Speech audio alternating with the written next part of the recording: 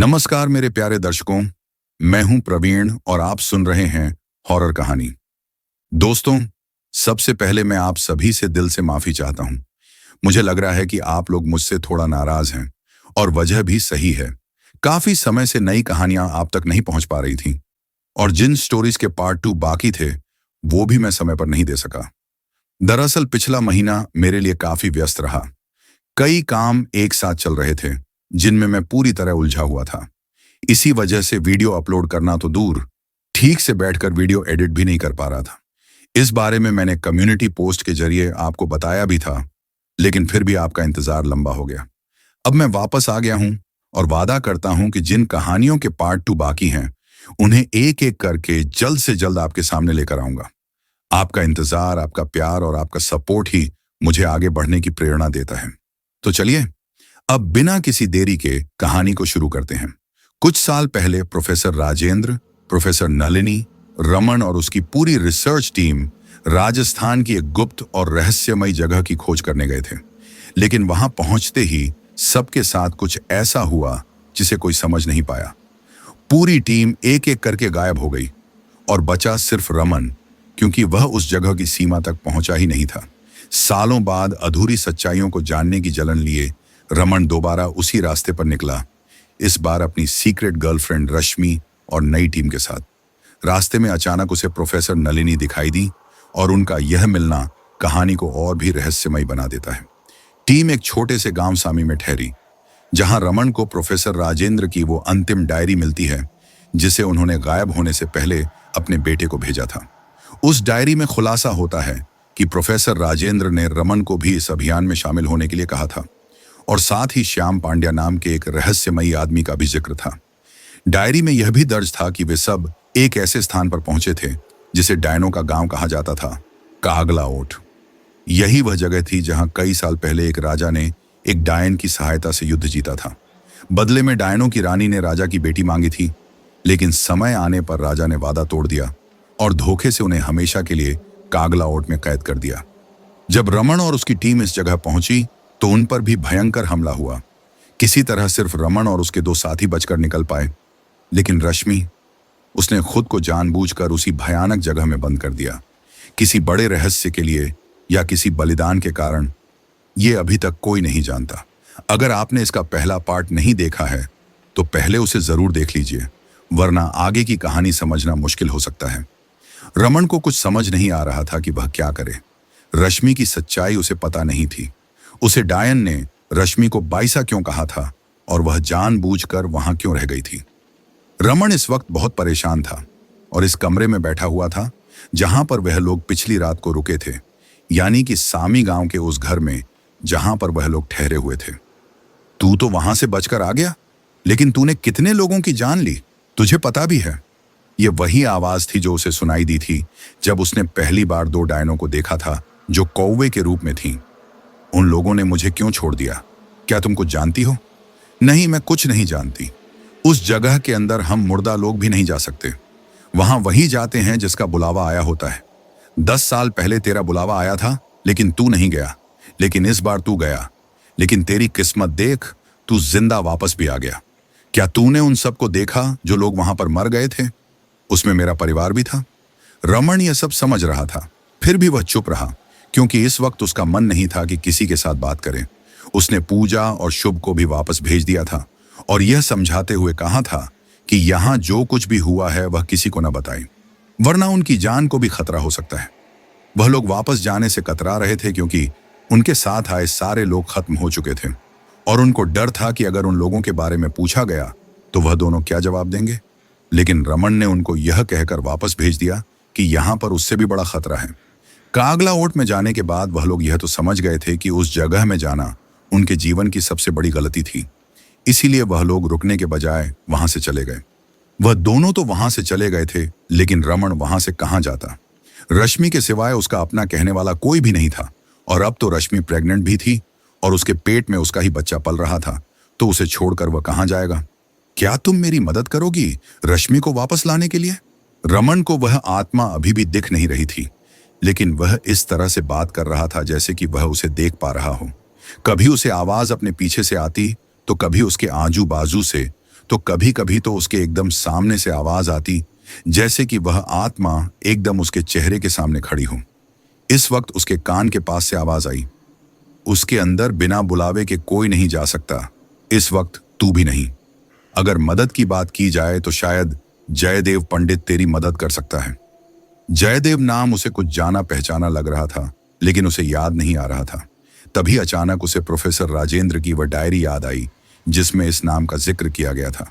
जयदेव तो श्याम पांड्या गांव का सदस्य है ना? तूने सही समझा है, ये वही इंसान है और वह बहुत कुछ जानता है। वह तेरी मदद कर सकता है। इस वक्त यह आवाज उसे अपने सर के एकदम ऊपर से आई थी। ऐसा लग रहा था जैसे कि वह आत्मा उसके आसपास घूमते हुए उससे बात कर रही हो। उसने अपने सर के ऊपर देखा और पूछा, लेकिन यह गांव कहाँ है? क्या तुम मुझे बता सकती हो? सवाल पूछने के बाद रमन ने जवाब पाने के लिए अपने आसपास देखा, लेकिन उसे कोई जवाब नहीं मिला। रमन चुपचाप उठकर अपने कमरे में चला गया, जहां पर पूरे गेस्ट हाउस में यह अकेला ही था। उसे तो इस बात पर भरोसा नहीं हो रहा था कि गांव वालों ने उसे वहां रुकने के लिए जगह दे दी, जबकि उसे लग रहा था कि उसके गांव के लोग मर जाने के कारण उसे गांव से धक्के मारकर निकाल दिया जाएगा। लेकिन ऐसा कुछ भी नहीं हुआ।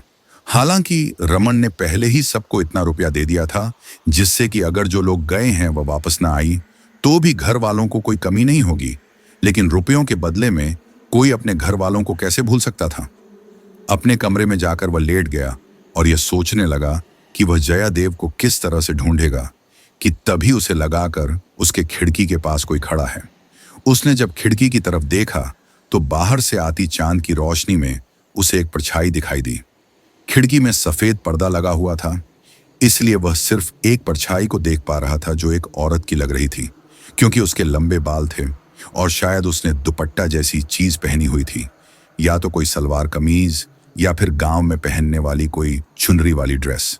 तेज हवा में उसका दुपट्टा जैसे मस्ती में लहरा रहा था। माफ करना, क्या आपको कुछ काम है?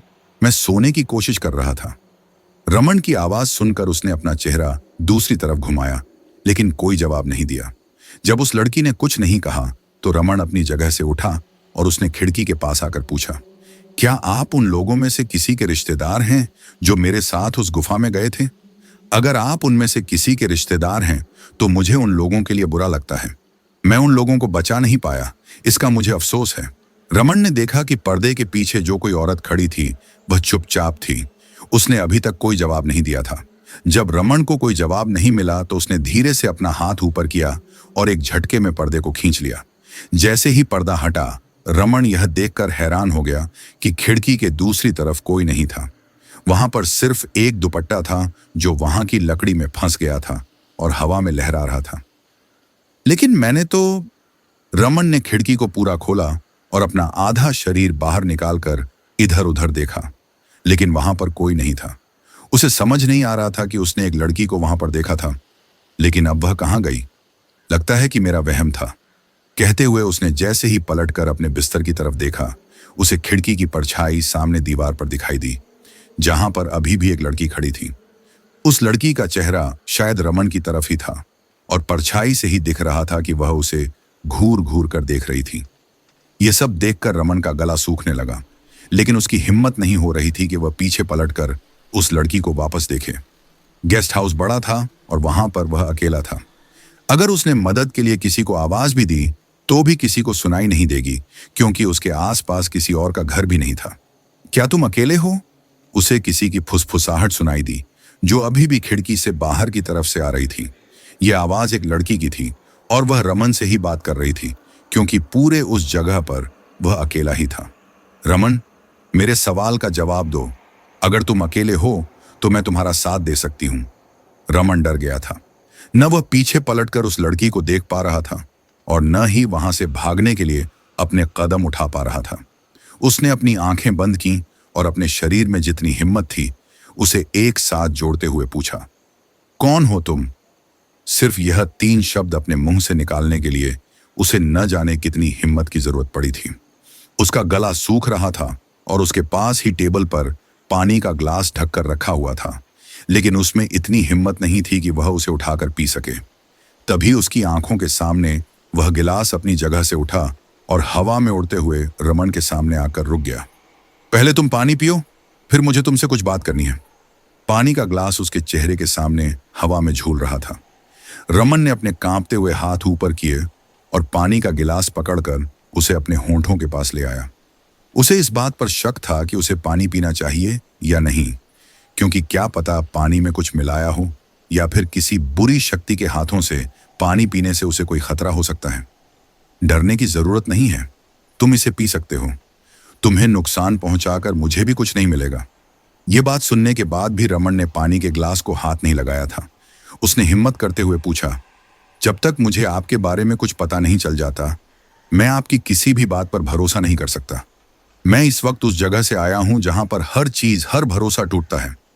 रमन को कुछ देर के लिए अपने पीछे से कोई आवाज नहीं आई। फिर उसके आंखों के सामने से वह ग्लास धीरे से नीचे की तरफ चला गया और टेबल पर पहले की तरह रख दिया गया। तभी उसे लगा कि कोई उसके पीछे से चलकर उसके नजदीक आ रहा है। उसे किसी के कदमों की आहट साफ साफ सुनाई दे रही थी, और जितनी कदमों की आवाज थी उसे कई गुना ज्यादा इस वक्त उसके दिल की धड़कन आवाज कर रही थी। अगर तुम मेरी तरफ देखोगे तो तुम्हें मेरी बातों पर भरोसा हो जाएगा। रमन कुछ समझ पाता उसके पहले ही उसके सामने एक लड़की आकर खड़ी हो गई, जिसका चेहरा देखकर रमन एकदम हैरान हो गया। उसके सामने कोई और नहीं बल्कि रश्मि खड़ी थी। रश्मि को अपने सामने सही सलामत देखकर रमन कुछ देर तक बस उसे देखता रहा, और फिर जब वह अपने होश में आया तो उसने रश्मि को अपने गले से लगा लिया। भगवान का लाख लाख शुक्र है कि तुम एकदम सही सलामत हो। मेरे दिमाग में तो ऐसे ऐसे ख्याल आ रहे थे कि चलो जाने दो, तुम सही सलामत हो, यह सबसे अच्छी बात है। रमन बहुत ज्यादा खुश था और खुशी के मारे उसकी आंखों से आंसू निकलने लगे थे, लेकिन रश्मि चुपचाप खड़ी थी। उसके चेहरे पर कोई भाव नहीं दिख रहे थे। जब रश्मि के पास वही गर्माहट नहीं मिली तो रमन ने उसकी तरफ देखा और पूछा, तुम ठीक हो ना? मैं मानता हूं कि वहां पर तुम्हारे साथ मैं रश्मि नहीं हूं। रश्मि का जवाब सुनकर रमन कुछ देर तक उसे देखता रहा, क्योंकि पहले तो रश्मि अचानक उसके सामने आ गई और अब वह बोल रही थी कि वह रश्मि नहीं है। यह बहुत ही अजीब बात थी। रमन उससे कोई सवाल पूछता उसके पहले ही रश्मि ने कहा, मेरा नाम असल में श्रीजा है। यह सुनकर रमन ने उसके गालों पर हाथ रखा और कहा, रश्मि, तुम्हारे साथ जो कुछ हुआ उसके कारण तुम्हारी याददाश्त पर असर हुआ है, लेकिन तुम चिंता मत करो, मेरी याददाश्त में कोई फर्क नहीं हुआ है, बल्कि रश्मि, जिसका असली नाम श्रीना है, वह मेरी जुड़वा बहन है। रमन अब तक रश्मि को बहुत ज्यादा प्यार करता था और उसे अब जाकर पता चला कि उसका असली नाम रश्मि था ही नहीं। लेकिन उसे इस बात पर भी शक रहा कि यह लड़की जो खुद को रश्मि की बहन बताती है, कहीं कोई छलावा तो नहीं है। ऐसा भी हो सकता है कि रमन वापस रश्मि को लेने के लिए वहां पर ना जाए, इसलिए उसके सामने इस लड़की को लाकर रख दिया हो। मैं समझ सकती हूं कि तुम्हें मेरी बातों पर भरोसा नहीं होगा, लेकिन यही सच है। वहां से सिर्फ श्रीना ही बाहर नहीं आई थी, बल्कि हमारे साथ और भी बहुत कुछ बाहर आया था, जो हमेशा तुम्हारे पीछे लगे रहते हैं। और इस वक्त मैं किसी तरह से उन लोगों से छुपकर तुमसे मिलने आई हूं। रमन को उसकी बातों पर बिल्कुल भी विश्वास नहीं हो रहा था, इसीलिए वह उससे कुछ पूछना चाहता था। लेकिन इससे पहले कि वह अपने मुंह से एक भी शब्द निकाल पाता, उसे अचानक एक साथ बहुत सारे कौवों की आवाज आने लगी। ऐसा लग रहा था जैसे कि एक साथ बहुत सारे कौवे मिलकर आवाज कर रहे हों। रमन अपने आसपास देखने लगा। उसने सवालिया नजरों से श्रीजा की तरफ देखा तो उसके चेहरे पर डर दिखाई दे रहा था। उसे देखकर ऐसा लग रहा था जैसे कि वह इन सब से बहुत ज्यादा डर गई हो, और डर के मारे उसके सर पर पसीने की बूंदें भी चमकने लगी थीं। तुम ठीक हो? क्या बता सकती हो कि यह सब क्या है? रमन के सवाल का जवाब देने के बजाय श्रीजा भागकर खिड़की का कांच लगा दिया और रमन का हाथ पकड़कर उसे खिड़की से दूर ले गई। रमन को कुछ समझ नहीं आ रहा था कि वह इतना क्यों डर रही है, और इस बात में डरने जैसा क्या है। वह सब तो सिर्फ कौवे ही हैं। अभी रमन ने इतना सोचा ही था कि अचानक एक कौवा खिड़की के कांच से जोर से टकराया। रमन यह देखकर हैरान हो गया कि वह कौवा सामान्य कौवे से 3 गुना ज्यादा बड़ा था, और उसकी आंखें लाल रंग की भयानक थीं, और वह उसे ही देख रहा था। उसने अपनी चोंच से खिड़की के कांच में दरार ला दी थी। यह सब देखकर रमन पत्थर बन गया था। वह यह भूल गया कि उसे वहां से जल्दी निकल जाना चाहिए। वह बस उस कौवे को देखता रहा जो अभी भी खिड़की के पास बैठा हुआ रमन को ही देख रहा था। तभी श्रीजा ने रमन का हाथ पकड़कर उसे खींचते हुए वहां से बाहर ला खड़ा किया और उसने जल्दी से दरवाजा बंद कर दिया और वहां से रमन का हाथ पकड़कर चली गई। तभी रमन को खिड़की के कांच टूटने का जोरदार आवाज सुनाई दिया। रमन ने पीछे पलटकर देखने की कोशिश की, लेकिन श्रीजा उसे खींचकर आगे ले जाने लगी थी। तभी उसे वही भयानक कौवों की आवाज फिर से सुनाई दी, लेकिन इस बार वह उसी कमरे से आ रही थी जहां पर अभी रमन और श्रीजा खड़े थे। उसे कमरे से जोरदार आवाज सुनाई देने लगी। रमन ने देखा कि कोई बहुत ही जोर से कमरे के दरवाजे को खोलने की कोशिश कर रहा था, जिसे श्रीजा ने लगाया था, और उसने दरवाजे पर कुंडी भी लगा दी थी। यह सब कुछ क्या हो रहा है? रमन ने भागते हुए पूछा। हालांकि उसे पता कुछ भी नहीं था, लेकिन वह रुककर अपने आप को खतरे में डालना नहीं चाहता था। श्रीजा ने भागते हुए कहा, सब कुछ बताऊंगी, पहले यहां से निकलें, क्योंकि अगर तुम उन लोगों के हाथ लग गए तो मारे जाओगे। रमन को समझ कुछ नहीं आ रहा था, लेकिन फिर भी वह उसके साथ भाग रहा था। तभी उसे आवाज आई कि उस कमरे का दरवाजा टूट गया है।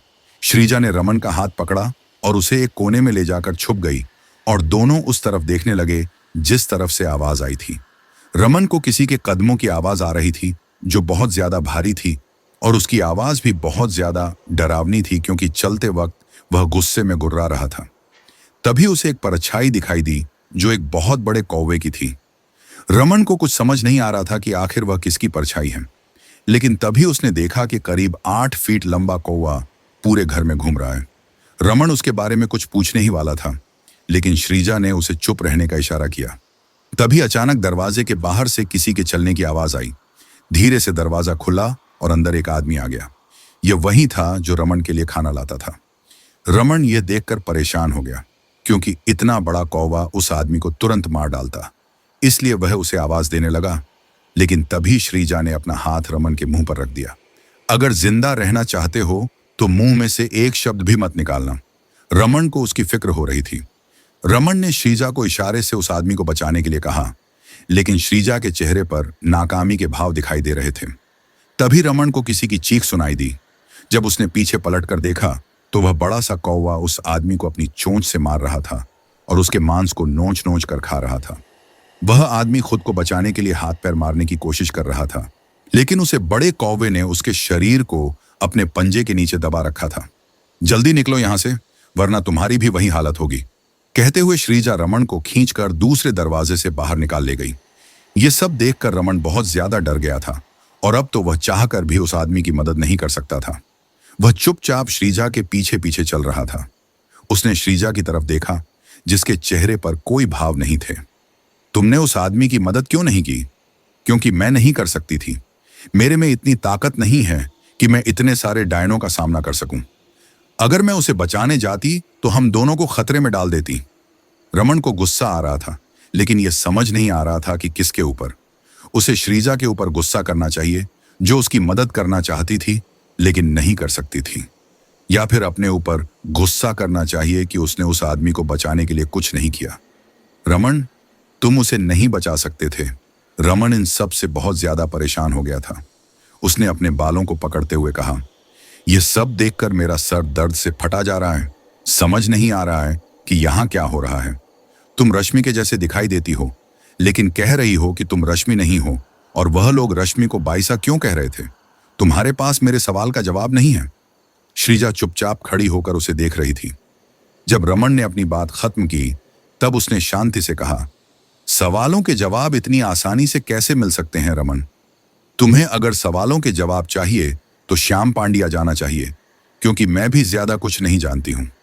मैं नहीं जानती कितने वर्षों से उस जगह पर बंद थी। जब तुम और तुम्हारा ग्रुप पहली बार वहां आया था, तब हम कुछ लोग वहां से बाहर आ पाए थे, क्योंकि तुमने हमें आवाज दी थी। रमन को कुछ समझ नहीं आया कि उसने उन लोगों को कब आवाज दी थी। उसने सोचने की कोशिश की, लेकिन उसे कुछ समझ नहीं आया। जब पूरा ग्रुप उस जगह के अंदर बंद हो गया था, तब तुमने ही आवाज देकर बाहर आने के लिए कहा था, याद है तुम्हें? जब रमन ने उसके बारे में सोचा तो उसे याद आया कि वह प्रोफेसर और उसकी पूरी टीम को बाहर आने के लिए आवाज दे रहा था, लेकिन उसने प्रोफेसर को आवाज दी थी, न कि इन लोगों को। जो शक्तियां अच्छी होती हैं उन्हें बार बार बुलाया जाता है, लेकिन बुरी शक्तियों को सिर्फ एक बार बुलाना पड़ता है, और वह भी उनका नाम लेकर नहीं।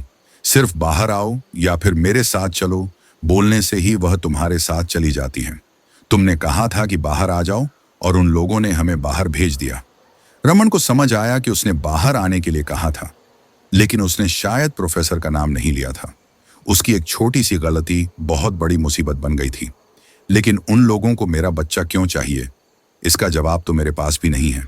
हमें सिर्फ यह कहा गया था कि हम में से कोई भी एक तुम्हारे बच्चे को अपने गर्भ में धारण करे। तुम्हें पता नहीं होगा, लेकिन तुम्हारे जीवन में कई लड़कियां आई थीं, लेकिन तुम कभी किसी के नजदीक नहीं गए। रश्मि ही अकेली ऐसी लड़की थी जो तुम्हारे करीब आई थी और तुमने उसके साथ शारीरिक संबंध भी बनाए थे। रमन को याद आया कि सच में उसके जीवन में कई सारी लड़कियां आई थीं जिन्होंने रमन के ज्यादा नजदीक आने की कोशिश की थी, लेकिन रमन ने कभी उन लोगों की तरफ ध्यान ही नहीं दिया था। उसने पहली बार रश्मि को देखा था तो वह उसके प्यार में पड़ गया था। रश्मि के करीब जाने से वह खुद को रोक नहीं पाया था। क्या इसका मतलब यह था कि रश्मि ने जो कुछ भी किया वह सिर्फ रमन के बच्चे के लिए किया? रश्मि, तुम लोगों में से एक है? क्या वह मुझसे प्यार नहीं करती?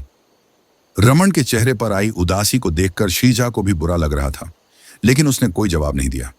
कुछ देर तक दोनों के बीच कोई बातचीत नहीं हुई। वे बस आगे बढ़ रहे थे। अब दोनों चलते चलते थक गए थे और इस वक्त वे लोग गांव के बाहर एक खुली जगह पर पहुंच गए थे। रमन को पानी की प्यास लग रही थी, लेकिन आसपास ऐसा कुछ भी नहीं था जहां से वह पानी पी सके। उन्हें गेस्ट हाउस से भी हड़बड़ी में भागना पड़ा था, इसलिए वे अपने साथ कुछ लेकर भी नहीं निकले थे। क्या तुम्हें प्यास लगी है? रमन ने श्रीजा की तरफ देखा और जवाब देने की बजाय कहा, प्यास तो लगी है, लेकिन तुम कुछ नहीं कर सकती हो, इसलिए रहने दो। श्रीजा ने कुछ नहीं कहा। उसने अपनी आंखें बंद की और हाथ ऊपर की तरफ किया। रमन को समझ नहीं आ रहा था कि वह क्या कर रही है, लेकिन उसने चुपचाप उसे देखना सही समझा। श्रीजा बिना आवाज के कुछ कह रही थी कि तभी रमन ने देखा कि उसके हाथ में एक पानी का गोला बनने लगा। यह देखकर रमन की आंखें फटी की फटी रह गईं। श्रीजा ने उस पानी के गोले को रमन की तरफ करते हुए कहा, यह हवा में घुली हुई भाप है जिसे मैंने ठंडा करके पानी बना दिया है। मैं एक डायन हूं और हम लोग ऐसी चीजें आराम से कर सकते हैं। यह कोई चमत्कार नहीं है, सिर्फ ओस की बूंदें हैं जो एक जगह जमा होकर पानी बन जाती हैं। मैं बस उन सबको एक साथ मिला देती हूँ। रमन बहुत ज्यादा हैरान था, लेकिन उसे प्यास लगी थी। उसने गोले की तरफ अपना मुंह किया तो वह अपने आप उसके मुंह के अंदर चला गया। उसका गला अब गीला हो चुका था। उसे याद आया कि रेगिस्तान में छोटे मोटे कीड़े मकोड़े इसी तरह के पानी का इस्तेमाल करते हैं। रेगिस्तान दिन में गर्म और रात में ठंडा हो जाता है, और ऐसे ही ठंड में जो हवा अब तक गर्म थी वह रात में ठंडी हो जाती है और उसे ही ओस कहते हैं। वह जमा होकर पानी बन जाती है। कभी कभी पत्थरों पर तो कभी पत्तियों पर ऐसा पानी जमा हो जाता है और छोटे मोटे कीड़े मकोड़े उसे ही पीकर अपनी प्यास बुझाते हैं। ज्यादा मत सोचो, तुम्हें श्याम पांड्या चलना होगा। वहां जयदेव नाम का आदमी तुम्हारी मदद कर सकता है, लेकिन मुझे नहीं पता कि वह कहाँ है और मुझे तो उस गांव के बारे में भी कोई जानकारी नहीं है। श्रीजा ने रमन की तरफ देखा और कहा, उसकी चिंता करने की तुम्हें जरूरत नहीं है। मैं तुम्हें वहां लेकर चलूंगी। इस वक्त तुम आराम करो। कल सवेरे ही हम लोग श्याम पांड्या की तरफ रवाना होने वाले हैं। चारों तरफ उजाला हो गया था और रमन श्रीजा के पीछे पीछे आगे बढ़ रहा था। रमन के शरीर पर इस वक्त दूसरे कपड़े थे जो उसकी साइज के बिल्कुल नहीं थे। वे उसे कुछ लंबे थे, इसलिए रमन ने शर्ट को फोल्ड किया हुआ था, यहां तक कि पैंट को भी फोल्ड किया हुआ था।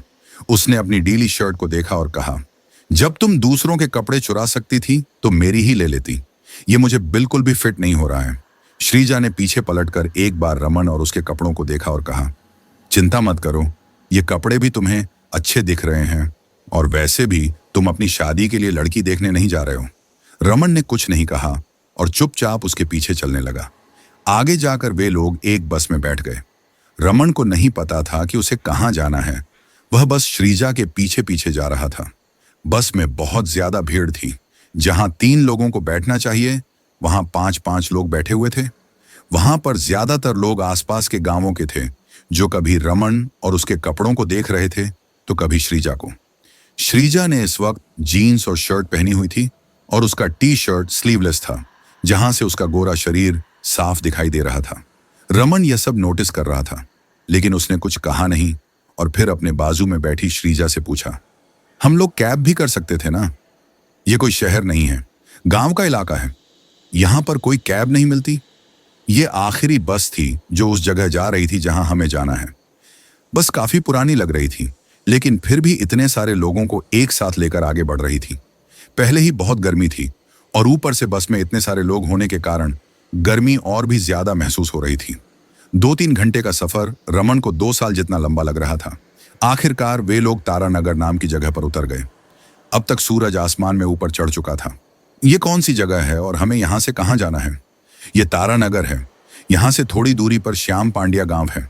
यहाँ हमें ज्यादा कुछ नहीं मिलेगा क्योंकि उस जगह सिर्फ श्रद्धालु लोग ही जाते हैं। रमन ने देखा कि उन लोगों के आसपास ज्यादा कुछ था नहीं। वहां कुछ घर दिखाई दे रहे थे और आगे कंटीला जंगल फैला हुआ था। यहाँ पर ऐसे पेड़ पौधे थे जिन्हें ज्यादा पानी की जरूरत नहीं होती, फिर भी उनका पूरा जंगल बना हुआ था। कुछ आगे जाने के बाद वे लोग तारानगर गांव में पहुंचे, जहां उन्होंने खाने की चीजें और पानी साथ में लिया और फिर आगे बढ़ने लगे। रास्ता काफी अच्छी तरह से बना हुआ था, जो अजीब बात थी क्योंकि वह एक सीमेंट का रोड था और वहां आसपास कोई दूसरा गांव नहीं था। कुछ दूर आगे जाने के बाद उन्हें एक सवारी मिल गई। एक परिवार श्याम पांड्या धाम जा रहा था। उसमें पति पत्नी बैठे हुए थे। जो आदमी गाड़ी चला रहा था उसका नाम राजेश और उसके पास में बैठी उसकी पत्नी का नाम नीलिमा था। कई सालों बाद भी उन्हें औलाद नहीं हुई थी, तो दोनों उसी की मन्नत के लिए वहां जा रहे थे। श्रीजा ने भी खुद को उनके सामने पति पत्नी के रूप में ही इंट्रोड्यूस किया। यह बात रमन को बिल्कुल अच्छी नहीं लगी, लेकिन इस वक्त वहां पहुंचना जरूरी था, इसलिए उसने कुछ नहीं कहा। आगे चलते चलते राजेश ने उन्हें श्याम पांड्या के बारे में काफी बातें बताईं। राजेश ने बताया कि यह नाम एक ऐसे महान इंसान के ऊपर रखा गया है जो महाभारत काल में इसी जगह पर रहते थे। उनमें इतनी शक्ति थी कि वे अपने कपड़े बिना किसी रस्सी के हवा में ही लटका देते थे। और महाभारत का युद्ध खत्म होने के बाद खुद भगवान कृष्ण ने अश्वमेध यज्ञ के लिए भीम के हाथों उनके लिए बुलावा भेजा था। जब महाबली भीम वहां पहुंचे थे तो उन्हें वे एक सामान्य इंसान लगे थे, लेकिन फिर भी भीम ने नोटिस किया था कि वे कुछ अलग हैं। श्याम पांड्या जी ने भीम से कहा था कि आप आगे बढ़िए, मैं पहले पहुंच जाऊंगा। भीम को इस पर भरोसा नहीं हुआ था क्योंकि वे उस वक्त एकदम सामान्य किसान की तरह थे। लेकिन जब किसी तरह से भीम हस्तिनापुर पहुंचे तो वे देखकर हैरान रह गए कि श्याम पांड्या जी पहले से ही वहां मौजूद थे। इसके बाद भीम को यकीन हो गया कि यह कोई साधारण मनुष्य नहीं है। वे यहीं रहते थे और यहीं उनकी समाधि भी है, इसीलिए इस जगह का नाम उनके ऊपर रखा गया। रमन चुपचाप ये सब बातें सुन रहा था और उसे इन पर भरोसा भी नहीं हो रहा था। वे लोग उस जगह से लगभग 1 किलोमीटर दूर ही थे कि अचानक कार बंद हो गई। राजेश ने कार को कई बार चालू करने की कोशिश की, लेकिन कार चालू होने का नाम नहीं ले रही थी। अब तक शाम हो गई थी और सूरज डूब रहा था। आसमान काला तो नहीं था, लेकिन लाल जरूर हो गया था। नीलिमा ने आसपास देखते हुए चिंतित आवाज में पूछा, राजेश क्या हुआ है? अचानक गाड़ी बंद क्यों हो गई? आई डोंट नो, मुझे बाहर जाकर देखना होगा। कहते हुए राजेश नीचे उतर गया और उसने बोनट को चेक करके देखा, लेकिन वहां ऐसा कुछ नहीं था जिसकी वजह से गाड़ी बंद हो सकती थी। राजेश वह सब चेक कर ही रहा था कि उसे लगा जैसे कोई एकदम जल्दी से उसके पीछे से निकलकर आगे चला गया है। उसे अपने पीछे किसी की मौजूदगी का एहसास हुआ था। उसने पीछे पलटकर देखा, लेकिन वहां कुछ नहीं था। रास्ता पूरा सुनसान था और वहां सिर्फ उनकी ही गाड़ी थी। इसे अपना वहम समझकर राजेश ने फिर से गाड़ी की तरफ ध्यान दिया तो उसे अपने कंधे पर किसी का हाथ महसूस हुआ। ऐसा होते ही राजेश का शरीर अकड़ने लगा। वह जोर की आवाज के साथ वहीं नीचे गिर गया। चारों तरफ खामोशी थी, सिर्फ हवा की आवाज वहां गूंज रही थी और यह आवाज आते ही अंदर नीलिमा परेशान हो गई। उसने अंदर से ही पहले आवाज देकर पूछा, राजेश क्या हुआ? यह आवाज कैसी थी? बाहर से कोई जवाब नहीं आया, जिससे नीलिमा परेशान हो गई और वह नीचे उतरने लगी। लेकिन रमन ने उसे रोकते हुए कहा, भाभी जी आप रुक जाइए, मैं नीचे उतर कर देखता हूं। रमन की बात सुनकर नीलिमा रुक गई और रमन कार से नीचे उतर गया। उसने सामने आकर देखा तो वहां कोई नहीं था। राजेश वहां नहीं था। उसने आसपास देखा, वहां चारों तरफ सूखे हुए झाड़ और खाली मैदान था। कहीं भी राजेश का नामो निशान नहीं था। भाभी जी, राजेश तो यहां नहीं है। यह सुनकर नीलिमा और श्रीजा दोनों कार के बाहर आ गए और उन्होंने देखा कि सच में वहां राजेश नहीं था। वे वहीं से राजेश का नाम लेकर उसे बुलाने लगे, लेकिन तभी उन्हें राजेश की चीख सुनाई दी। आवाज सुनकर नीलिमा बेसुध सी भागते हुए आवाज की दिशा में जाने लगी। उसे रोकते हुए रमन और श्रीजा भी पीछे पीछे चले गए। नीलिमा! उन लोगों को राजेश की जोरदार चीख सुनाई दी। जब वे आवाज की दिशा में भागकर गए तो उन्होंने देखा कि वह जगह पूरी कौवों से भरी हुई थी। हर जगह कौवे बैठे हुए थे और लाल आंखों से उन्हें देख रहे थे। उन सब के बीच राजेश नीचे गिरा हुआ था और उसका एक पैर पूरी तरह से जख्मी था। राजेश!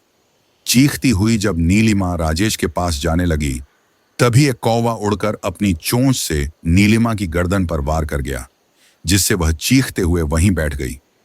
नीलिमा की गर्दन से खून उसके बाजू तक पहुंच गया था और अब वह एक एक बूंद करके जमीन पर टपक रहा था। यह सब क्या हो रहा है?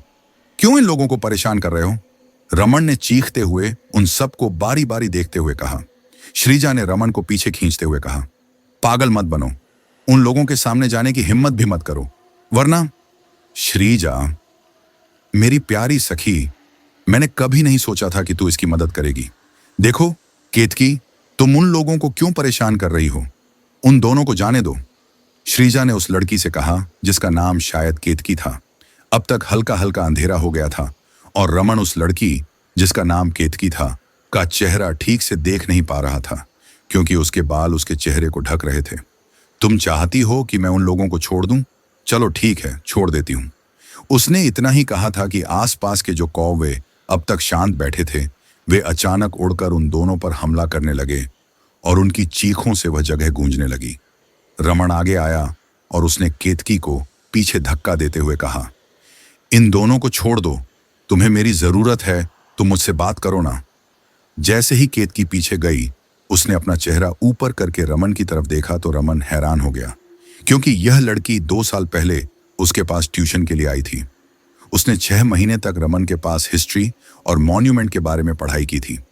जब उसने रमन के साथ सेंशुअल होने की कोशिश की, तब रमन ने उसे आगे आने से मना कर दिया था। अंजलि, लेकिन श्रीजा तो तुम्हारा नाम। मैं कितनी खुश हूं प्रोफेसर कि आप मुझे अभी तक याद हो। और रही बात इन लोगों को छोड़ने की, वो तुम्हें छोड़ ही रही हूं, लेकिन जिंदा या मुर्दा वो थोड़ी कहा था। रमन ने देखा कि सारे कौवे चोंच मारकर उन लोगों को घायल कर रहे थे। रमन ने उन सबको दूर करने की कोशिश की, लेकिन उसका कोई फायदा नहीं हो रहा था। तभी वहां पर अचानक तेज हवा चलने लगी। वहां के शांत वातावरण में अब तक जहां पर राजेश और नीलिमा की चीखें सुनाई दे रही थीं, अब वहां किसी सांप के फुफकारने की आवाज आने लगी। वह आवाज इतनी तेज थी कि उन दोनों की चीखों के बावजूद भी सुनाई दे रही थी। तभी वहां पर एक बड़ा और खतरनाक सांप आ गया। उसकी लंबाई इतनी ज्यादा थी कि बताना मुश्किल था, और जब उसने बड़ा सा फन फैलाया तो उस सांप को दाढ़ी भी थी, जो काफी अजीब बात थी। उसने अपनी पूंछ से कौवों को मारना शुरू किया, और जैसे ही उसकी पूंछ का स्पर्श होता था, कौवे इतनी दूर जाकर गिरते थे कि वो वापस उठ ही नहीं पाते थे। राजेश और नीलिमा घायल थे, लेकिन जिंदा और सुरक्षित थे। वो लोग उठकर बैठ गए और उन्होंने अपने दोनों हाथ जोड़कर नमस्कार किया। जब केतकी ने यह देखा तो उसने एक डंडा उठाकर सांप को मारने की कोशिश की, लेकिन उस सांप ने अपनी पूंछ से उसे जोर से धक्का दिया और उसके हाथ में एक डंक भी मार दिया। रमन को समझ नहीं आ रहा था कि यह इतना बड़ा सांप अचानक कहां से आ गया, लेकिन राजेश और नीलिमा जिस तरह से उसे नमस्कार कर रहे थे, ऐसा लग रहा था जैसे यह यहाँ का रक्षक है। केतकी लंबी लंबी सांसें लेने लगी और देखते ही देखते वह मर गई। मरने के बाद वह एक कौवे में बदल गई और उसका शरीर वहीं पर जलकर राख बन गया। ये देखकर श्रीजा डर गई और उसने तुरंत हाथ जोड़ते हुए कहा, मैं किसी को नुकसान नहीं पहुंचाऊंगी, मैं तो इन सब से सबको बचाना चाहती हूँ। उस बड़े सांप ने श्रीजा की तरफ देखा, लेकिन अगले ही पल वह वहां से चला गया। ऐसा लग रहा था जैसे वह सांप श्रीजा को नुकसान पहुंचाना नहीं चाहता था। अंधेरे में वह सांप जैसे आया था वैसे ही चला गया और वह जगह पहले की तरह शांत हो गई। श्रीजा और रमन ने नीलिमा और राजेश की मदद करके उनको उठाया। नीलिमा ने श्रीजा की तरफ देखा और पूछा, तुम लोग कौन हो और अभी यहां जो हुआ था वह क्या था? रमन और श्रीजा उनको सब कुछ नहीं बता सकते थे, इसलिए रमन ने कहा, दरअसल ये सब डायनिंग है और हम इनसे छुटकारा पाना चाहते हैं, इसलिए श्याम पांड्या जा रहे थे। हमें माफ कर दीजिए, हमारी वजह से आप लोगों को तकलीफ हुई। रमन की बात पर राजेश ने उसके कंधे पर हाथ रखते हुए कहा, तुम्हें अफसोस करने की कोई जरूरत नहीं है, क्योंकि इस जगह पर कोई भी नकारात्मक ऊर्जा आ नहीं सकती। अगर वह आ भी जाती है तो नाग बाबा सबको बचा लेते हैं, जैसे अभी उन्होंने हमें बचाया। ये इस जंगल में सबकी रक्षा करते हैं और ये सदियों से हैं, क्योंकि कई लोगों ने उन्हें देखा है और उनकी उपस्थिति सदियों से भी पहले से है। नीलिमा और राजेश घायल थे, इसलिए उनको पीछे बिठाकर रमन गाड़ी चलाते हुए उनको आगे लेकर गया। उन लोगों के पास फर्स्ट एड नहीं था, इसलिए मदद के लिए मंदिर ही पहुंचना उनका आखिरी ऑप्शन था। करीब 20 से 25 मिनट में ही वे लोग एक छोटी सी पहाड़ी के सामने आकर रुक गए। यह तो कोई मंदिर लगता है, मैंने तो सुना था कि यह एक गांव है। राजेश ने मंदिर को देखकर नमस्कार किया और कहा, दरअसल यह एक गांव का ही दर्ज पता है और इस जगह से वोटिंग भी होती है। फिलहाल यहाँ पर एक ही इंसान रहता है जिनका नाम ज्ञानदास है। यह सुनकर रमन ने मन ही मन सोचा कि अगर यहाँ ज्ञानदास रहते हैं तो उनको जयदेव से मिलना था। उसके मन में यह सवाल तो था, लेकिन उसने राजेश और नीलिमा के सामने कुछ नहीं कहा। रमन को लग रहा था कि यह एक नॉर्मल गांव की तरह गांव होगा जहां पर बहुत सारे घर होंगे, लेकिन धीरे धीरे वह लोग चले गए होंगे और सिर्फ एक परिवार रहता होगा। लेकिन यह तो एक मंदिर था जो करीब 1000 मीटर ऊंची पहाड़ी पर बना हुआ था। वैसे तो यह जगह बहुत ज्यादा बड़ी थी, लेकिन इसे गांव कहना तो मुश्किल था। उन लोगों को करीब 1000 मीटर ऊपर चलना था और दोनों पति पत्नी घायल थे, लेकिन फिर भी वह लोग धीरे धीरे ऊपर चढ़ रहे थे। श्रीजा और रमन भी उनका सहारा देते हुए ऊपर चढ़ने लगे थे। शाम हो गई थी, इसलिए वहां पर कोई नहीं था और उन लोगों को इस बात की चिंता थी कि रात को वह लोग उनको वहां से चले जाने के लिए ना कहें, क्योंकि क्या पता वह सारे कौवे वापस उनका इंतजार कर रहे हों। अब तक शाम हो गई थी, लेकिन ऊपर पहुंचते पहुंचते लगभग रात हो गई थी। एक तो वह सीढ़ियां बहुत सारी थीं और ऊपर से राजेश और नीलिमा भी घायल थे, इसलिए उन लोगों को ऊपर चढ़ने में ज्यादा वक्त लग गया था।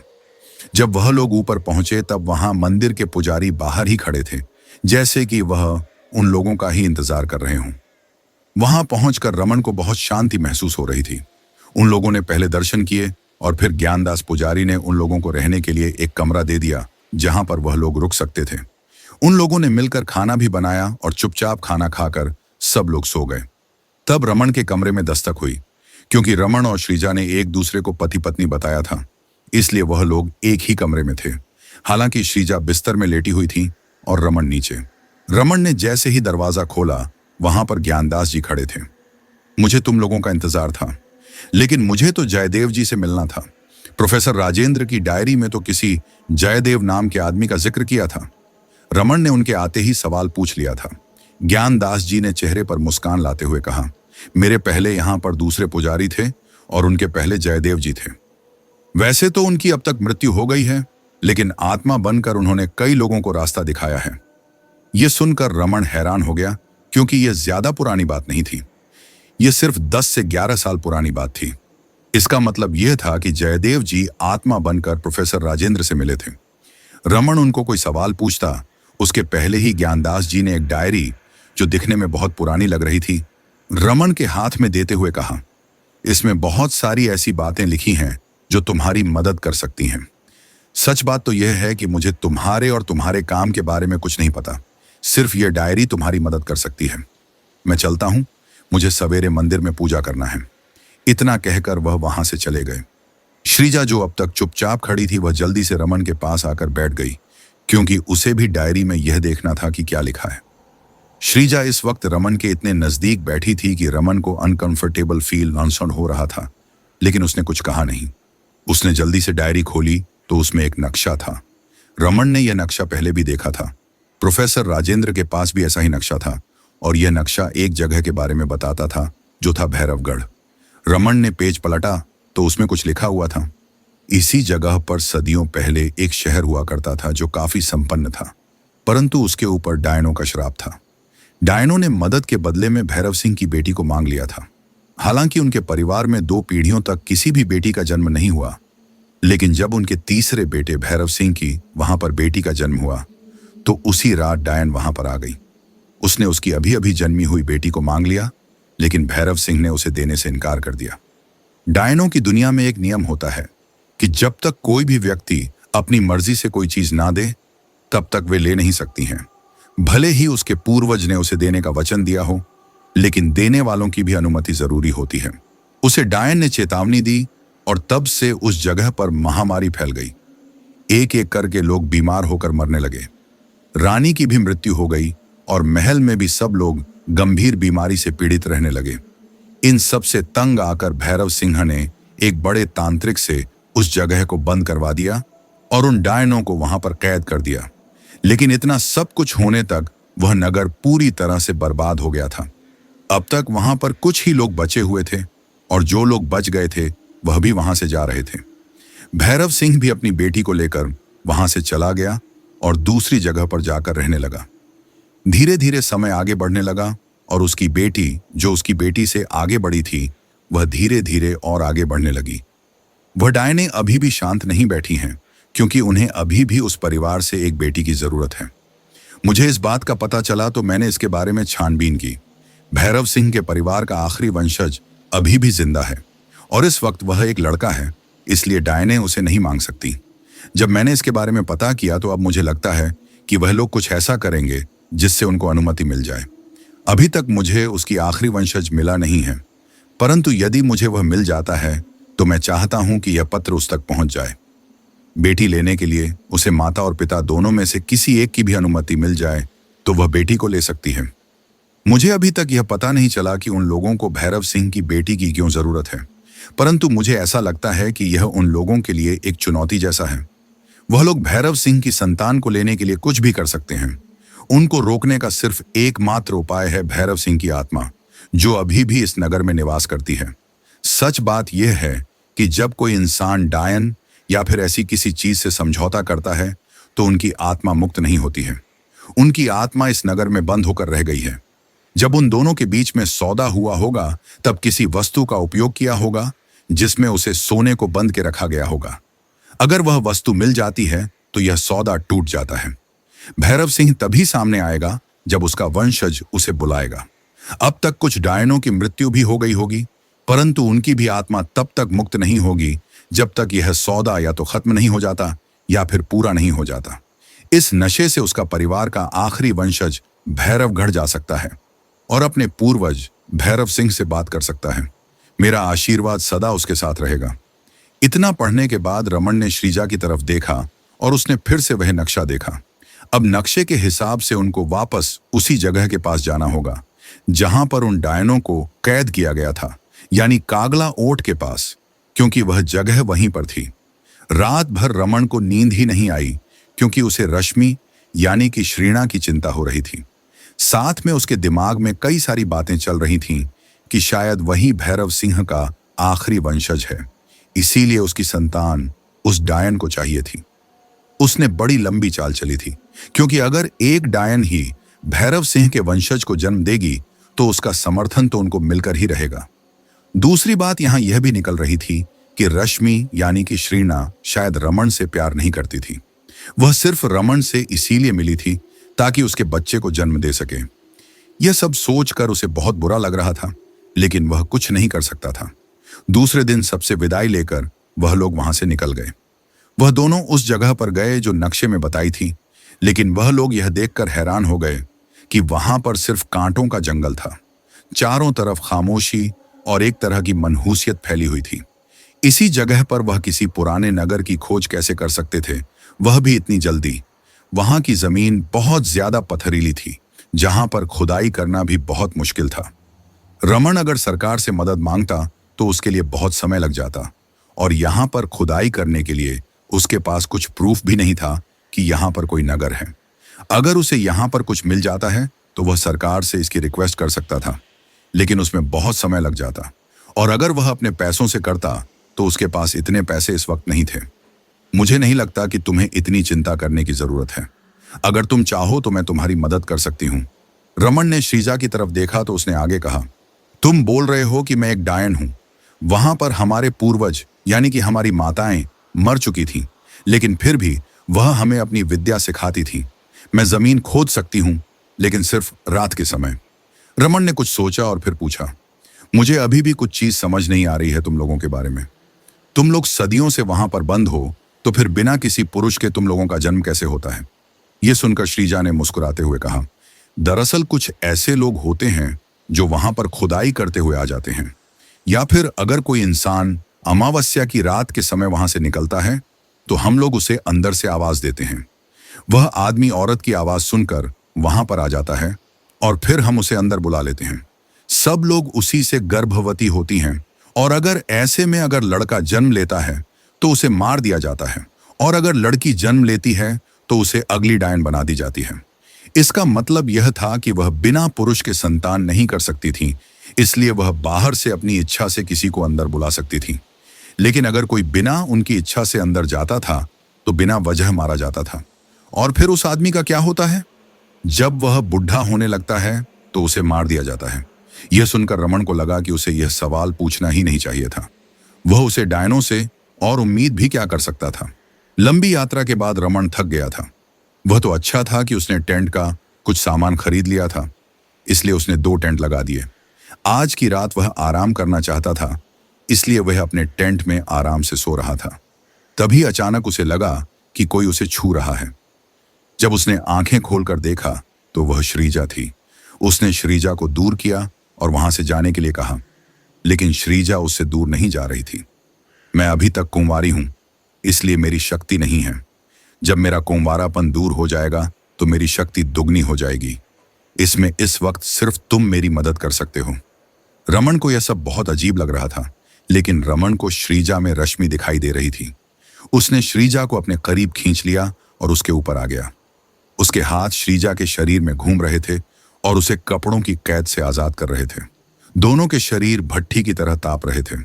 जब रमन ने श्रीजा के शरीर के अंदर प्रवेश किया तो उसे बहुत तकलीफ हुई, क्योंकि उसका कुंवारापन अब टूट चुका था। वह यह सब कुछ सह रही थी, लेकिन सच बात यह थी कि वह बहुत खुश थी। उसके चेहरे पर संतुष्टि के भाव थे। बाद में वह दोनों आपस में लिपटकर वहीं सो गए। जब सूरज की रोशनी टेंट से होती हुई रमन के ऊपर गिरी, तब उसकी आंखें खुली। उसने श्रीजा को देखा, जो उसे लिपटकर सो रही थी। वे दोनों बिना कपड़ों के चादर के अंदर एक दूसरे से चिपक कर सोए हुए थे। रमन अपना सर पकड़कर बैठ गया, क्योंकि उसे लग रहा था कि उसने रश्मि को धोखा दिया है और उसी की बहन के साथ नाजायज संबंध बनाकर बैठा है। उसने अपने कपड़े पहने और टेंट के बाहर आकर खड़ा हो गया। इस वक्त वह ऐसी वीरान जगह पर खड़ा था जहां सदियों पहले एक बड़ा सा शहर हुआ करता था और वह उसी के पूर्वजों का था। उसे नहीं पता था कि उसका एक राजसी परिवार के साथ संबंध भी हो सकता है। गुड मॉर्निंग कहते हुए उसने रमन को पीछे से गले लगाया। अभी उसका हाथ रमन को लगा ही था कि रमन ने उसे दूर कर दिया। रमन को उसका इस तरह से हाथ लगाना अच्छा नहीं लग रहा था, जबकि रात भर वह श्रीजा के साथ शारीरिक संबंध बना चुका था। श्रीजा के चेहरे से लग रहा था कि उसे यह बिल्कुल अच्छा नहीं लगा, लेकिन फिर भी उसने चेहरे पर जबरदस्ती मुस्कान लाते हुए कहा, रमन, आज रात हमें आत्माओं का आवाहन करना होगा। इसके लिए मुझे तुम्हारे खून की आवश्यकता होगी। रमन को कुछ समझ नहीं आया, इसलिए वह सवाल पूछने वाला था, लेकिन वह कुछ पूछ पाता उससे पहले ही श्रीजा ने उसे समझाते हुए कहा, इतनी बड़ी जगह में खुदाई करने के लिए मुझे बहुत ज्यादा समय लग सकता है। इसलिए मैंने सोचा है कि तुम्हारे खून से मैं तुम्हारे पूर्वजों को यहां बुला सकती हूं, यानी कि भैरव सिंह की आत्मा को बुलाया जा सकता है। यदि उनकी आत्मा यहां अटकी है तो हम सीधे उनसे ही उसे जोड़ने वाली कड़ी के बारे में पूछ सकते हैं। पहले तो रमन को कुछ समझ नहीं आया, लेकिन जब उसने ध्यान से इसके बारे में सोचा तो उसे समझ आया कि अगर भैरव सिंह की आत्मा को बुला लिया जाए तो उनसे सीधे सवाल पूछे जा सकते हैं। दोनों को किस वस्तु से जोड़ा गया था? अगर वह वस्तु मिल जाए तो बंधन टूट सकता है और फिर रश्मि को अपना बच्चा देने की जरूरत नहीं पड़ेगी। ठीक है, तुम्हें जो करना है वह तुम कर सकती हो। मुझे खून देने में कोई परेशानी नहीं है। ठीक है, तो फिर तुम यहां आराम करो, मैं बाकी सामग्री इकट्ठा करके आती हूं। इतना कहकर रमन की आंखों के सामने ही श्रीजा ने अपने आप को एक कौवे में बदल लिया और वह आसमान में उड़ गई। रमन के पास खाने पीने की चीजें थीं, इसलिए उसे चिंता नहीं थी, लेकिन वह जल्दी से जल्दी रश्मि को उस जगह से बाहर निकालना चाहता था। दिन भर रमन उस जगह को ध्यान से देखता रहा। वह जगह पत्थरीली थी, इसलिए उसे वहां ज्यादा कुछ नहीं मिला, और जो मिला वह किसी काम का नहीं था। धीरे धीरे सूरज डूबने लगा और रमन ने सूखी लकड़ी इकट्ठा करके वहां आग जला दी। तभी उसे कौवे की आवाज सुनाई दी और यह सुनकर रमन थोड़ा घबरा गया, क्योंकि उसके पास इस वक्त कोई हथियार नहीं था और अगर ऐसे में किसी डायन ने उस पर हमला कर दिया तो वह बच नहीं पाएगा। उसने अपने आसपास बचाव के लिए कुछ देखा, लेकिन कुछ नहीं था। तभी उसकी नजर जलती हुई लकड़ी पर गई तो उसने वह लकड़ी हाथ में पकड़ ली। तुम्हें मुझसे डरने की कोई जरूरत नहीं है। रमन ने देखा कि वह कौवा कोई और नहीं बल्कि श्रीजा थी। जब वह नीचे उतरकर इंसान बनी तो उसके पास कुछ सामान था, और यह देखकर रमन बहुत हैरान हो गया, क्योंकि जब वह कौवे के रूप में थी तब उसके पास कुछ नहीं था, और इंसान बनने पर उसके पास सामान अपने आप आ गया था। शाम हो गई है, और जैसे ही आसमान में पहला सितारा दिखाई देगा हमें आवाहन शुरू करना होगा। श्रीजा ने उस जगह को साफ किया और फिर अपने साथ लाए हुए सामान में से लाल रंग निकाला। उसने लाल रंग से गोल घेरा बनाया और उसके 5 जगह पर डॉट बनाए और उनसे एक फूल जैसी आकृति बनाई। उन सब के बीच में एक बड़ा सा गोला बनाया जिसके ऊपर उसने गोल क्रिस्टल जैसा कांच का बाउल रखा। 5 फूलों की पंखुड़ी में उसने 5 आईने रखे जो पांचों ही एक ही साइज के थे। उसने सबके सामने एक आसन रखा जिसके ऊपर वह खुद बैठ गई, और उसने आईनों को ऐसे रखा कि उसका चेहरा सब में दिखे। उसके बाद उसने अपने सामने एक छोटा सा हवन कुंड तैयार किया जिसमें सूखी लकड़ियां डालकर उसने एक हाथ में लाइटर लिया और दूसरे हाथ से चाकू रमन की तरफ करते हुए कहा, रमन, तुम्हें अपना खून उस क्रिस्टल पर लगाना है और उससे तुम्हें त्रिकोण बनाना है। रमन का ध्यान उन सब चीजों पर था जिन्हें श्रीजा अपने साथ लेकर आई थी, क्योंकि उसे यह समझ नहीं आ रहा था कि इतनी सारी चीजें वह कहां से लेकर आई, और जब वह कौवे के रूप में थी तब तो एक भी चीज नहीं दिख रही थी। रमन, जल्दी करो, पहला सितारा निकलने वाला है। रमन होश में आया और उसने जल्दी से चाकू को अपने हाथ में लिया। उसने पहले अपनी आंखें बंद की और अपनी हथेली में चाकू को जोर से चुभा दिया, जिससे उसके हाथ में कट लग गया और वहां से खून निकलने लगा। उसने जल्दी से अपने खून से दूसरी उंगली की मदद से उस ग्लोब में एक त्रिकोण बना दिया। श्रीजा ने अब तक मंत्रोच्चार शुरू कर दिया था। धीरे धीरे रात होने लगी और आसमान पूरा सितारों से भर गया। रमन ने आसमान की तरफ देखा, जहां उसकी नजर आसमान में चमकते हुए लाल सितारे पर अटक गई, जो बड़ा और बहुत सुंदर था। रमन जानता था कि वह लाल सितारा नहीं बल्कि लाल मंगल ग्रह है। रमन का ध्यान उसी के ऊपर था कि तभी उसने देखा कि उसमें से लाल रोशनी धीरे धीरे उनकी तरफ आ रही है। रमन को समझ नहीं आ रहा था कि जो देख रहा है वह सच है या फिर उसका वहम। धीरे धीरे वह रोशनी ग्लोब के ऊपर आकर रुक गई। रमन कुछ समझ पाता उससे पहले ही ग्लोब से अलग अलग 5 रंग की रोशनियां निकली, जो पीले, सफेद, काली, नीली और हरे रंग की थीं, और वे सब 5 आईनों के अंदर चली गईं। रमन हैरानी से यह सब कुछ देख रहा था, लेकिन उसने कुछ कहा नहीं, क्योंकि उसे पता था कि श्रीजा अभी भी मंत्र बोल रही है और ऐसे में उसे डिस्टर्ब नहीं करना चाहिए। रमन ने देखा कि 5 आईनों का रंग उनकी रोशनी के हिसाब से अब बदल गया था और उनमें एक आकृति दिखाई दे रही थी। वह आकृति इस वक्त ठीक से नहीं दिख रही थी, लेकिन वह किसी इंसान का चेहरा था, ऐसा साफ पता लग रहा था। कौन हो तुम और मुझे यहां क्यों बुलाया है? उन 5 आईनों में से एक साथ आवाज आ रही थी। वह आवाज धीमी लेकिन बहुत गुस्से भरी मालूम हो रही थी। रमन ने श्रीजा की तरफ देखा, जिसने अब अपनी आंखें खोल ली थीं, और उसने कहा, क्या तुम भैरव सिंह हो? गुस्ताख लड़की, तुम्हारी हिम्मत कैसे हुई मुझे तुम कहकर संबोधित करने की? हम महाराज भैरव सिंह हैं, अदब से हमारा नाम लिया करो। तुम्हारे साथ यह व्यक्ति कौन खड़ा है? मुझे इसका चेहरा जाना पहचाना क्यों लग रहा है? यह सुनकर श्रीजा के चेहरे पर हल्की सी मुस्कान आ गई, क्योंकि अब उसे भैरव सिंह को यह यकीन दिलाने की जरूरत नहीं पड़ेगी कि रमन उसका वंशज है। उसने बात को घुमाने के बजाय सीधे मुद्दे पर आते हुए कहा, महाराज, इसका नाम रमन है और यह आपका वंशज है।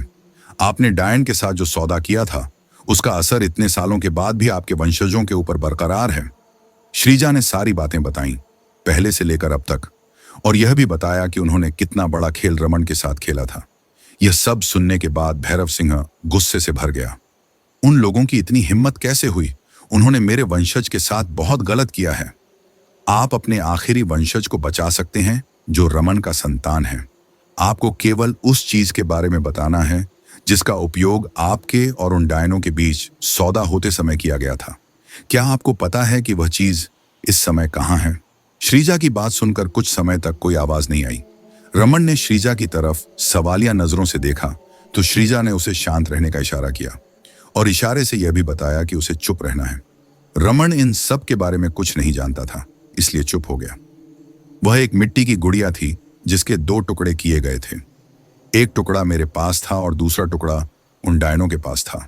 जब उन दोनों को नजदीक लाया जाएगा तो वे अपने आप एक बन जाएंगे, और फिर अगर उसे तोड़ दिया जाएगा तो हमारा सौदा भी खत्म हो जाएगा। तभी सभी आईनों में एक कांच की गुड़िया का प्रतिबिंब दिखाई दिया जो आधी थी। लेकिन हमें यह कहाँ मिलेगी? इसे मैं महल में ही एक जगह पर छुपा कर रख आया था, लेकिन इस जगह को देखकर लगता नहीं है कि तुम उसे ढूंढ पाओगे। डरने की जरूरत नहीं है, उसे कुछ नहीं होगा, क्योंकि जब तक उसे जोड़ा नहीं जाता तब तक वह टूटेगी नहीं। मेरा आशीर्वाद तुम लोगों के साथ है। मुझे पूरा विश्वास है कि तुम लोग अपना कार्य समाप्त कर पाओगे। इतना कहने के बाद सारे आईने अपने आप टूट गए। रमन ने देखा कि श्रीजा थोड़ी परेशान लग रही थी, इसलिए उसने पूछा, क्या हुआ? क्या तुम्हें वह गुड़िया नहीं मिली? मेरा मतलब है, तुम कह रही थी ना कि तुम खुदाई कर सकती हो। मैं इसलिए परेशान नहीं हूं। मुझे चिंता इस बात की है कि पहले ही 1 महीने से ज्यादा का वक्त हो गया है और इन सब के चक्कर में 20 दिन और बीत गए हैं। 2-4 दिनों में ही यह पता लगाया जा सकता है कि श्रीणा के गर्भ में लड़का है या लड़की है। अगर लड़की है तो उसे कोई खतरा नहीं है, लेकिन अगर लड़का है तो वे लोग श्रीणा के गर्भ को मार देंगे। यह बात सच में परेशान करने वाली थी। रमन को अब श्रीणा यानी रश्मि की चिंता हो रही थी। उसने श्रीजा की तरफ देखा और कहा, तुम्हें जल्दी करना होगा। मैं नहीं चाहता कि रश्मि या फिर मेरे संतान को कुछ हो। रमन जिस तरह से रश्मि के लिए परेशान हो रहा था, यह देखकर श्रीजा को अपनी बहन से जलन हो रही थी, लेकिन उसने कुछ कहा नहीं और कुछ देर सोचने के बाद उसने कहा, मुझे तुम्हारे रक्त की जरूरत है। रमन ने अपने हाथ की तरफ देखा, जहां का खून अब सूख गया था। अभी अभी यहां पर इतना कुछ हुआ था कि वह अपने घाव को ठीक से ढक भी नहीं पाया था।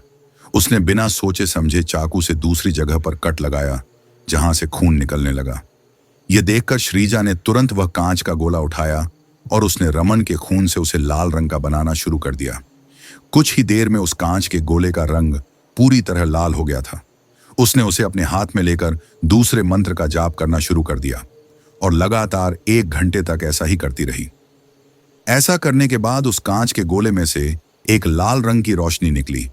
वह रोशनी आगे की तरफ जा रही थी और श्रीजा उसके पीछे पीछे चलने लगी।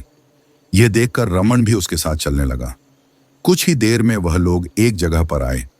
पीछे से वह गोला अपने आप फूट गया और यह देखकर श्रीजा ने कहा, हमें यहीं पर खुदाई करनी होगी। वह गुड़िया इसी जगह के नीचे है। बस हो गया। सिर्फ एक कांच के गोले की मदद से तुम यह सब पता कर सकती हो। इन्वेस्टिगेशन में काम क्यों नहीं कर लेती? बहुत पैसे कमाओगी। श्रीजा ने उसे गुस्से में देखा और कहा, मुझे पैसे नहीं कमाने, अब मुझे मेरा काम करने दो। कहते हुए उसने रमन का हाथ पकड़ा और उस पर चाकू से एक और कट कर दिया। ऐसा करते ही रमन चिल्लाया, अरे खून निकाल निकाल कर तुम तो मेरी हालत खराब कर दोगी। यहां पर तो मुझे खून भी नहीं मिलेगा। अगर इसमें इन्फेक्शन हो गया तो और मुसीबत हो जाएगी। कुछ नहीं होगा। कहते हुए श्रीजा ने रमन के हाथ को नीचे की तरफ किया, जिससे घाव में से खून निकलकर जमीन पर टपकने लगा। जब श्रीजा ने रमन के हाथ को जोर से दबाया तो दर्द के मारे रमन फिर चिल्ला पड़ा, अरे क्या कर रही हो? क्या तुम मेरे पूरे शरीर का खून निकालना चाहती हो? कम से कम तुम्हारे खून की 10 बूंदें जमीन पर गिरनी चाहिए। एक एक बूंद गिरते हुए जब 10 बूंदें जमीन पर गिरीं, तब श्रीजा ने कहा, तुम्हें वह आधी गुड़िया ठीक से याद है ना? बस उसके बारे में सोचो, उसे अच्छे से सोचो, ताकि तुम्हारा खून उस गुड़िया को ढूंढ सके। रमन ने कुछ नहीं पूछा और आंखें बंद करके उस गुड़िया के बारे में सोचने लगा, जिसे उसने कांच में देखा था। तभी उसे जमीन के नीचे से कुछ हलचल महसूस होने लगी। इससे पहले कि वह अपनी आंखें खोलता, श्रीजा ने उसकी आंखों पर हाथ रखकर कहा कि वह उसी गुड़िया के बारे में सोचता रहे। रमन को अपने पैरों के नीचे से हलचल महसूस हो रही थी, लेकिन उसने आंखें नहीं खोली और न ही सोचना छोड़ा। तभी एक धमाके की आवाज आई। उसकी आंखें अपने आप खुल गईं और उसने देखा कि श्रीजा के हाथ में वही मिट्टी की आधी गुड़िया थी। उसने जमीन की तरफ देखा, लेकिन वहां न तो कोई गड्ढा था और न ही कोई ऐसी चीज दिखाई दे रही थी जिससे वह गुड़िया बाहर निकली हो। यह देखकर रमन हैरानी से बोल पड़ा, तुमने खुदाई कब की और यह तुम्हारे हाथ में कहां से आई? वह सब छोड़ो, अब हमें कागला ओट जाने की तैयारी करनी चाहिए। रमन यह जानकर बहुत खुश हो गया कि वह जल्दी ही रश्मि से मिल पाएगा। वे उस जगह के काफी करीब थे, इसलिए वहां पहुंचने में ज्यादा समय नहीं लगा। इस समय वह बस एक सामान्य पत्थर की तरह दिख रहा था। यह देखकर रमन ने पूछा, इसका द्वार कब खुलेगा? वैसे तो यह पूनम की रात को ही खुलता है, लेकिन तुम्हारे हाथ में गुड़िया है, तुम आवाहन कर सकते हो, लेकिन इसके लिए मुझे तुम्हारा खून चाहिए होगा। यह देखकर रमन ने श्रीजा की तरफ गुस्से से देखा, लेकिन अगले ही पल उसने मायूसी से अपना हाथ श्रीजा की तरफ कर दिया। श्रीजा ने उस हाथ में चाकू से कट लगाया और उसे खून से दरवाजे पर त्रिकोण का निशाना बनाया और फिर रमन को गुड़िया को लेकर दरवाजे के सामने खड़े होने के लिए कहा। रमन जैसे ही दरवाजे के सामने खड़ा हो गया, वह दरवाजा चमकने लगा और धीरे धीरे उसमें अंदर जाने की जगह बन गई। उसके अंदर आराम से वह दोनों अंदर चले गए। इस बार उनको अंदर जाने में कोई परेशानी नहीं हुई। अंदर जाने के बाद उन्होंने देखा कि वह जगह पूरी तरह से खाली थी और बीच में हड्डियों का ढेर था। कुछ हड्डियों में तो अभी भी मांस लगा हुआ था और कुछ लोगों का मृतदेह वहां रखा हुआ था, जो लोग असली और रमन के साथ वहां पर आए हुए थे। उन लोगों के शरीर पूरी तरह से सड़ चुके थे और वहां से तेज बदबू पूरी जगह में फैली हुई थी। बाईसा, रमन अपने पूर्वजों का सौदा तोड़ने के लिए आया है। आप इसे इसकी पत्नी और उसके संतान वापस लौटा दो। आवाज पूरी जगह में घूमकर वापस उन लोगों के पास आ रही थी, लेकिन जवाब कहीं पर से नहीं मिल रहा था। अब रमन ज्यादा देर रुक नहीं सकता था। उसने चिल्लाते हुए कहा, मैं जानता हूं कि मेरे पूर्वज ने तुम लोगों से एक सौदा किया था, लेकिन मुझे यह मंजूर नहीं है। मुझे मेरी पत्नी और मेरा बच्चा वापस लौटा दो, वरना तुम्हें नहीं पता होगा तुम्हारे साथ क्या हो सकता है। यह सुनकर श्रीजा ने रमन का हाथ पकड़ा और उसे चुप रहने के लिए कहा, लेकिन रमन अब गुस्से में आ गया था। तभी वह जगह भूकंप के झटके की तरह हिलने लगी। उनको अपने आसपास से किसी के जोर से हंसने की आवाज आने लगी, हालांकि वहां कोई दिखाई नहीं दे रहा था। वरना तो क्या करेगा बच्चे, पहली बार तो तुम यहां से बचकर चला गया था क्योंकि अंदर नहीं आया था, दूसरी बार यहां से दुम दबाकर भागा था और तीसरी बार तू हमें धमकी दे रहा है। पागल, तुम्हें शांति से बात करनी चाहिए थी, उनको गुस्सा नहीं दिलाना था। लेकिन श्रीजा ने रमन को चुप रहने का इशारा किया, इसलिए ना चाहते हुए भी वह चुप हो गया। श्रीजा उनको समझाने के लिए कुछ कहती, उसके पहले ही अचानक रमन को किसी ने जोर से धक्का दे दिया, जिसकी वजह से वह जोर से पीछे की तरफ चला गया। वह दीवार से टकराने वाला था, लेकिन उसके पहले ही श्रीजा ने उसका पैर पकड़ लिया और आगे की तरफ धकेल दिया। रमन नीचे जमीन में गिर गया। रमन, इस बात का ध्यान रखना कि किसी भी दीवार के नजदीक नहीं जाना और नीचे जमीन में जहां पर तुम्हें त्रिकोण का निशान दिखाई दे उसके नजदीक भी मत रहना, वरना वह तुम्हें नीचे जमीन में खींच लेंगे। रमन ने देखा तो नीचे जमीन में बहुत सारी जगह में त्रिकोण बने हुए थे, लेकिन जहां पर वह इस वक्त था वहां पर कोई निशान नहीं था। रमन, हमें दूसरी गुड़िया ढूंढनी होगी, क्योंकि ये लोग अपनी मर्जी से तो नहीं मानने वाले। मुझे लगता है कि वह बड़ा दरवाजा है, उसके पीछे वह गुड़िया तुम्हें मिल सकती है। मैं इन्हें रोकने की कोशिश करती हूँ। तभी दूसरा हवा का झोंका रमन के नजदीक आने वाला था, लेकिन श्रीजा ने उसे बीच में ही रोक दिया। रमन ने गुड़िया को अपने हाथ में पकड़ा और तेजी से भागते हुए उसे परी से दरवाजे की तरफ जाने लगा। भागते हुए वह इस बात का ध्यान रख रहा था कि वह किसी भी दीवार के पास ना आए या फिर किसी भी त्रिकोण वाले निशान के पास न जाए। कई बार वह दीवार के नजदीक से जाता था तो उसे दो हाथ अपनी तरफ खींचने की कोशिश कर रहे थे, लेकिन रमन उनसे बचकर आगे बढ़ जा रहा था। त्रिकोण वाली जगह से भी कई बार उसे हाथ अपनी तरफ खींच रहे थे, लेकिन रमन उनसे बचने की पूरी कोशिश कर रहा था। किसी तरह से वह बड़े से दरवाजे के सामने आकर खड़ा तो हो गया, लेकिन उसे किस तरह से खोलना है वह समझ नहीं पा रहा था। रमन, गुड़िया की मदद से तुम दरवाजा खोल सकते हो। अचानक आवाज सुनकर रमन ने उस तरफ देखा तो वहां पर प्रोफेसर राजेंद्र खड़े थे। प्रोफेसर को देखकर रमन हैरान हो गया। उसने प्रोफेसर को कुछ कहने के लिए अपना मुंह खोला ही था कि प्रोफेसर ने कहा, जो कुछ भी हुआ उसमें तुम्हारी गलती नहीं थी। मैं खुद यहां आना चाहता था। यहां आने के बाद मुझे यहां की बहुत सारी चीजों के बारे में पता चला। तुम्हें इस गुड़िया की मदद से वहां जाना होगा और फिर तुम अपना सौदा खत्म कर सकते हो। जाओ, जल्दी जाओ, क्योंकि उस लड़की की हालत बहुत खराब है। रमन ने प्रोफेसर का धन्यवाद किया और गुड़िया को लेकर जल्दी से बड़े दरवाजे के सामने आ गया। पहले तो वह दरवाजा सामान्य दिख रहा था, लेकिन जैसे ही रमन दरवाजे के सामने आया वहां पर एक बड़ी सी आंख दिखाई देने लगी, जिसने रमन को ऊपर से नीचे की तरफ देखा और फिर आंख गुड़िया के ऊपर अटक गई। तभी दरवाजा बड़ी सी आवाज के साथ खुल गया। सुनिए, आप इस सौदे को खत्म कर दीजिए। मैं इसे आपके पास लाया हूं। इतनी जल्दी नहीं। तुम्हारे पूर्वजों ने हम सबको यहां पर कैद कर दिया और मैं तुम्हें इतनी आसानी से जाने दूं? भूल जाओ। रमन समझ गया कि ये लोग सौदा इतनी जल्दी खत्म नहीं करेंगे, इसीलिए रमन दूसरी गुड़िया को ढूंढने लगा। लेकिन इस जगह पर इतना अंधेरा था कि कुछ भी देख पाना मुश्किल था। तभी उसे फिर से प्रोफेसर राजेंद्र दिखाई दिए, जिन्होंने एक तरफ इशारा किया हुआ था। रमन तुरंत उस जगह पर जाने लगा। उसे तरफ जाते वक्त फिर से उसे दूर तक खींचने की कोशिश की जाने लगी, लेकिन इस बार रमन समझ चुका था कि वह सही जगह जा रहा है। बड़ी मुश्किल के बाद वह उस जगह पर पहुंचा तो उसने देखा कि वहां पर बिल्कुल वैसे ही गुड़िया रखी हुई थी जैसी उसके पास थी। रमन ने जैसे ही दोनों को एक दूसरे के पास रखा, वह दोनों तुरंत एक दूसरे से जुड़कर एक हो गईं। यह देखकर रमन बहुत ज्यादा खुश हो गया। उसने तुरंत मूर्ति को पकड़ा और एक झटके में नीचे फेंक कर तोड़ दिया। ऐसा होते ही वह जगह सूखे पत्ते की तरह हिलने लगी। रमन, जल्दी निकलो यहां से, उसे श्रीजा की आवाज सुनाई दी। वह बड़ी मुश्किल से उसे जगह से बाहर निकाला तो उसने देखा कि श्रीजा अपने साथ रश्मि को लेकर खड़ी थी। रश्मि का चेहरा पूरी तरह से पीला हो गया था और शरीर पर जगह जगह जख्म दिखाई दे रहे थे। जल्दी निकलो यहां से, श्रीजा कहते ही रमन जल्दी से उन दोनों के पास पहुंचा, लेकिन यह समय विलंब का नहीं था। श्रीजा और रमन ने मिलकर रश्मि को संभाला और बड़ी मुश्किल से वहां से बाहर निकाल पाए। बाहर निकलते ही वह जगह पहले की तरह बंद हो गई। रश्मि बताया कि उन्हें पहले से पता था कि रश्मि के अंदर एक लड़की ही है, इसलिए वे लोग रश्मि को राजा बंदी बनाना चाहते थे। लेकिन रश्मि ने इस बात से इनकार कर दिया था, इसलिए उसे टॉर्चर किया जा रहा था ताकि वह उनकी बात मान ले। रश्मि ने साफ मना कर दिया था और अगर समय पर रमन और श्रीजा वहां पर नहीं आते तो शायद वे लोग रश्मि को मार देते। करीब 7 महीने के बाद रश्मि ने प्यारी सी बेटी को जन्म दिया और श्रीजा 6 महीने से गर्भवती थी। रमन यह देखकर हैरान था कि दोनों बहनें एक साथ अच्छे से रह रही थीं, जबकि वे दोनों ही जानती थीं कि उनके पेट में रमन का ही बच्चा है। रमन अपनी बेटी के साथ बहुत खुश था जब उसने देखा कि खिड़की के बाहर कौवों का पूरा झुंड मंडरा रहा है। वह डरने वाला नहीं था, क्योंकि भले ही सौदा खत्म हो गया हो, लेकिन वह अपनी बेटी को किसी के हवाले बिल्कुल नहीं करने वाला था। तो दोस्तों, ये थी आज की कहानी।